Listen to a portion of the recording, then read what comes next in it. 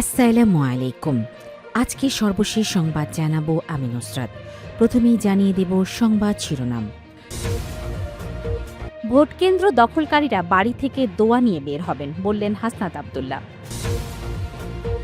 অন্তর্বর্তী সরকারের মেয়াদে এনসিটি ইজারা চুক্তি নয় বললেন আশিক চৌধুরী। সর্বশেষ জানাবো ৫৯ ট্রেন খেলাপি ব্যাংক ডাকাতদের বগলের নিচে রেখে করবেন দুর্নীতি দমন। শিরোনাম শুনলেন, এবারে বিস্তারিত। ভোটকেন্দ্র দখলকারীরা বাড়ি থেকে দোয়া নিয়ে বের হবেন বললেন হাসনাত আব্দুল্লাহ।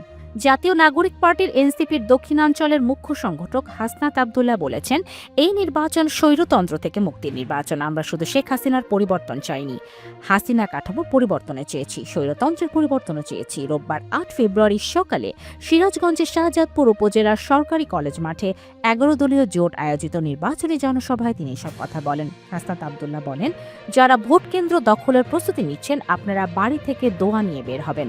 দখলের চেষ্টা করলে বাড়ি ফিরে যেতে পারবেন না। নিরাপদে ভোট দেওয়ার নিশ্চয়তা আমরা দেব। তিনি বলেন, আগামী বাংলাদেশ কোন পথে যাবে, আগামী ১০০ বছর বাংলাদেশের মানুষের ললাটে কেমন রাষ্ট্র কাঠামো নির্মিত হবে, প্রশাসন কেমন হবে, পুলিশের আচরণ কেমন হবে, বিচার বিভাগ কেমন হবে, সবকিছু ত্রয়োদশ জাতীয় সংসদ নির্বাচনের মাধ্যমে নির্ধারিত হবে। বিগত নির্বাচনগুলোর প্রসঙ্গ টেনে এনসিপির এই নেতা বলেন, গত ৩টি নির্বাচনে এনসিপির জন্য বরাদ্দ রাখতে হবে, ওসিকে খাম পাঠাতে হতো, এসআইকে টাকা দিতে হতো, এমনকি ভোটের আগে রাতে কনস্টেবলকেও খাম পাঠাতে হতো। অন্তর্বর্তী সরকারের মেয়াদে এনসিটি ইজারা চুক্তি নয় বললেন আশিক চৌধুরী। বর্তমানে অন্তর্বর্তীকালীন সরকারের মেয়াদকালে চট্টগ্রাম বন্দরের new mooring container terminal NCT সংযুক্ত আরব আমিরাত ভিত্তিক কোম্পানি ডিপি ওয়ার্ল্ডের কাছে ইজারা দেওয়ার কোনো চুক্তি সই হওয়ার সম্ভাবনা নেই বলে জানিয়েছেন পাবলিক প্রাইভেট পার্টনারশিপ পিপিপি কর্তৃপক্ষের প্রধান নির্বাহী কর্মকর্তা সিইও ও বাংলাদেশ বিনিয়োগ উন্নয়ন কর্তৃপক্ষের বিডা নির্বাহী চেয়ারম্যান আশিক চৌধুরী।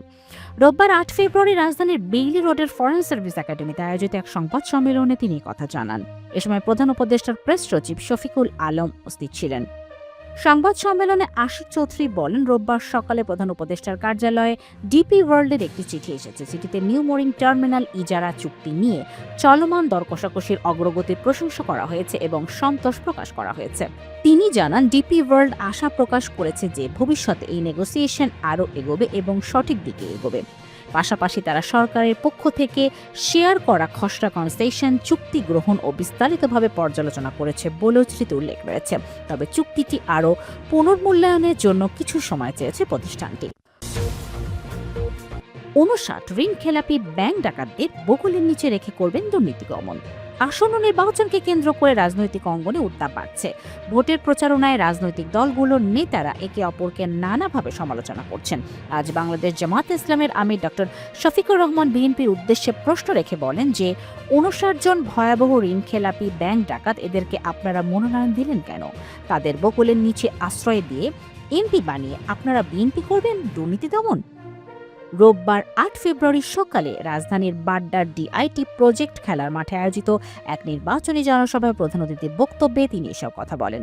ঢাকা ১১ আসনের ১১ দলীয় নির্বাচনে ঐক্যের প্রার্থী ও জাতীয় নাগরিক পার্টির এনসিপির আহ্বায়ক নাহিদ ইসলামের সমর্থনে এই জনসভার আয়োজন করা হয়। বিএনপির নাম উল্লেখ না করে ডক্টর শফিকুর রহমান বলেন, একটি দল আছে, তারা মাঝে মধ্যে বলেন তারা ক্ষমতায় গেলে দুর্নীতি টুটি চেপে ধরবে। ভালো কথা, ভালো কাজ নিজের ঘর থেকে শুরু করা লাগে, কিন্তু যে ৫৯ জন ভয়াবহ ঋণ খেলাপি ও ব্যাংক ডাকাত, এদেরকে আপনারা মনোনয়ন দিলেন কেন?